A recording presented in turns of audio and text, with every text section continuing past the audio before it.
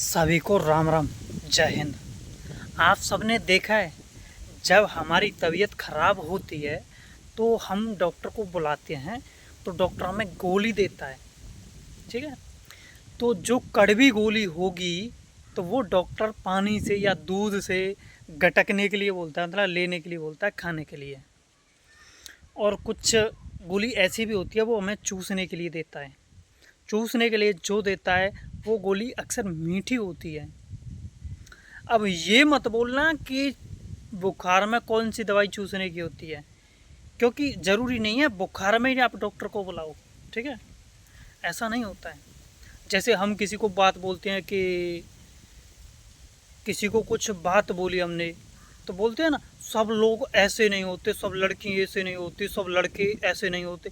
भाई कोई बात बोली है ना, तो सबको नहीं बोली जाती है। ठीक है, तो उसी तरह जैसे डॉक्टर हमें दवाई देता है गटकने के लिए, जो कड़वी होती हैं वो उनको ही गटकने के लिए बोलता है। जो मीठी होती है ना, तो उनको तो चूसने के लिए बोला जाता है।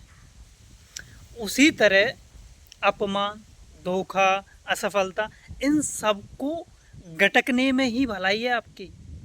अगर उनको बार बार याद करते रहोगे ना, तो आप जीवन में कभी सफल नहीं हो सकते। इन सब को भूलकर मीठी चीज़ों को ही चबाना है आपको।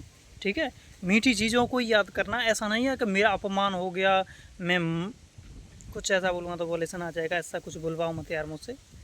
समझने वाले यार, आप तो सब समझदार हो। ठीक है तो मेरे कहने का मतलब है कि इन सब को चीज़ों को भूल कर ही आप आगे बढ़ सकते हो। वरना आप इन चीज़ों को याद करते रहोगे ना कि मैं असफल हो जाता हूँ बार बार, अब सफल नहीं होऊंगा मैं, अब धोखा मिल गया है मैं और धोखा नहीं खा सकता। अरे भाड़ में जाने दो इन सब कुछ चीज़ों को। ठीक है, तुम इन सब चीज़ों के लिए नहीं बने हो भाई। इन सब चीज़ों के लिए धरती पर बोझ मत बनो।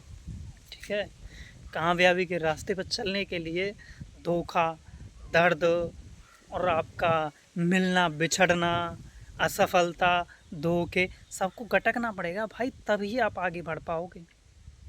राम राम, जय हिंद।